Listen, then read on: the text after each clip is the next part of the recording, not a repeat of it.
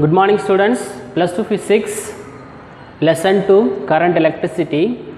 So today we are going to discuss about electric cells and batteries, electromotive force and internal resistance. So electric cells, so we have seen in our house a battery, it's A4 size, A3 size, that's in TV remotes and so the purposes. So the electric cell consists of a pot, it's filled with an electrolyte. Here they are using H2SO4, that is sulfuric acid. Then two electrodes, one is positive, another one is negative, immersed in the electrolyte. So these two are electrodes, it's positive electrode and negative electrode. Then here carbon is used for positive and zinc rod. So carbon rod and zinc rod immersed in an electrolyte. Here they are using H2SO4. So here this is H2SO4 and zinc, carbon, these are all chemicals. Here we get energy from the cell. So chemical energy is converted into,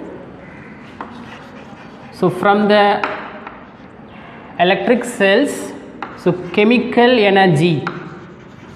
So chemical energy is converted into electrical energy.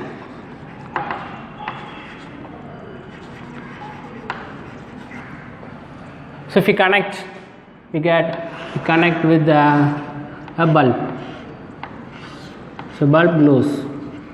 That means, so the electron flow from negative terminal of the battery to the positive terminal of the battery.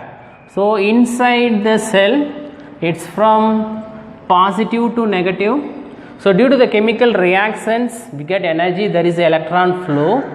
So there is a potential difference is provided by the chemical energy. So these chemicals provides a potential difference across the terminals. So here the terminals are that carbon electrode and zinc electrode, that positive and negative. So that chemical reactions. So chemical reaction provides a potential difference across the terminals of the electrical cells. So what is the difference between cell and battery? So several cells connected together to form, so several cells connected together to form a battery. So more than one cells, two or more cells connected to form a battery. So cell is different from battery, but both are same. If it is a single, it's a cell. If it is more than one, it's come under battery. So battery we use in bike.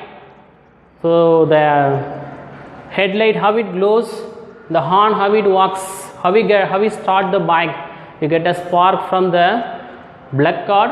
So these are from the battery. So in cars, in lorries, so many vehicles have a battery. So they are connection of so many cells connected together to form a battery. The next, electromotive force. So actually electromotive force, it's EMF, it's a short form of electromotive force. It's a misnomer. So actually it's not a force, it's a work done. It's not a force, it's a work done. So from this electric cell we get energy. So if we have energy, we can do some work. So electromotive force, it's not a force, it's a work done by the battery. So work done by the battery to move some amount of charge. To move certain amount of charge. That charge is electron, that is flow of charges constitute electric current. Here electrons flows, so certain charge. So electromotive force is not a force, it's a work done by the battery to move certain amount of charge. So the electromotive force is represented by a letter Z. So it's a symbol, it's look like it's epsilon. So just practice it. Then internal resistance. So what's my internal resistance? What's my resistance? It resists the flow of charge in the circuit when battery is connected.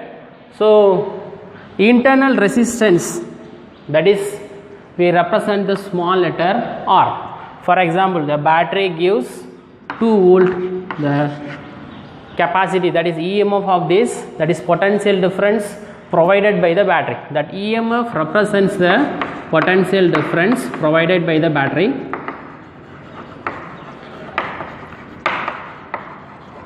So we call it in different ways. What is my internal resistance? So the resistance offered by the battery. So resistance offered by the battery is internal resistance. So internal resistance is resistance offered by the battery.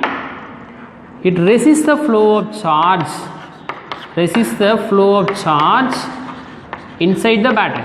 Flow of charge inside the battery. So for ideal case, so what is my ideal? So ideal means 100% perfect. For ideal batteries, potential difference across the terminal is equal to EMF of the battery. If it is ideal, it's 100% sure. So the internal resistance value is somewhat low. For real cases, potential difference across the terminal is not equal to the EMF of the battery. So that EMF is some fixed value from this electric cell. It gives 2 volt, means if we check, we will get 1.98 volt. There is a drop of 0.02 volt. So that is due to the internal resistance R. So the resistance value may be in 0.001 ohm, the resistance offered by the battery. So in this class we have discussed 3 points: the electric cells and battery. So electric cells, we get chemical energy from the electrical energy. So through the chemical reactions, the cell provides a potential difference across the 2 terminals of the battery. So it's a electric cell. So the electron flow from negative terminal to positive terminal if it is connected. The next, electromotive force. So electromotive force is not a force, it's a work done to move a charge, certain amount of charge in the circuit. So the circuit should be closed. Then the EMF is a potential difference provided by the battery. So how much potential difference provided by the battery is EMF, that is electromotive force. Then internal resistance. So what is my internal resistance? The resistance offered by the battery. So what is my resistance? So in the circuit, it resists the flow of charge. So it resists the flow of charge inside the battery, that is internal resistance. For ideal case, so ideal means 100% perfect. So potential difference across the battery is equal to EMF of the battery, but in real cases, so it's not equal. So potential difference between the 2 terminals is not equal to EMF of the battery. So that is due to internal resistance. So I have given some example. Okay students, next class we will discuss internal resistance, how to determine the internal resistance R. Okay students, thank you.